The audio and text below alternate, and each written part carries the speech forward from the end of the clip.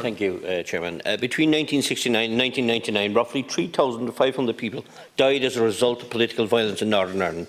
The conflict, often referred to as the Troubles, has its origins in the 1921 division of Ireland and has reflected a struggle between different national, cultural and religious identities. The latest controversial plans by the British Government to introduce a Troubles amnesty could be postponed until the summer of 2022. These plans will rob victims and their families of any hope of receiving justice and transparency.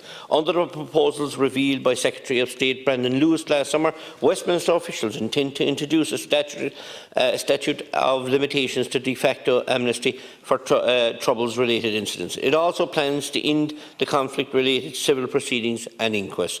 Legislation had been expected before Christmas 2021, but this date has slipped. It has now been reported that the contentious bill may not become law until the summer of late spring. Under the current unacceptable British Government plans, which were first introduced in July 2021, a statute of limitations would be introduced which would end all prosecutions for Troubles incidents up to April 1998 and would apply to military veterans as well as ex-paramilitaries. The British Government approach would mean that the views of victims of Troubles are being buried. This is reprehensible.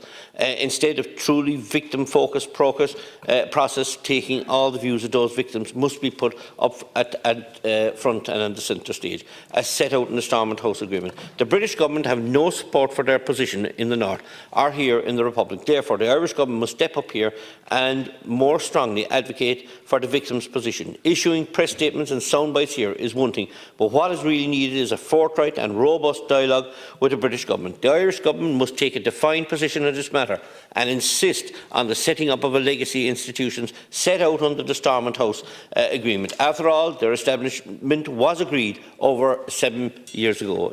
My time is up. Dr. Collins.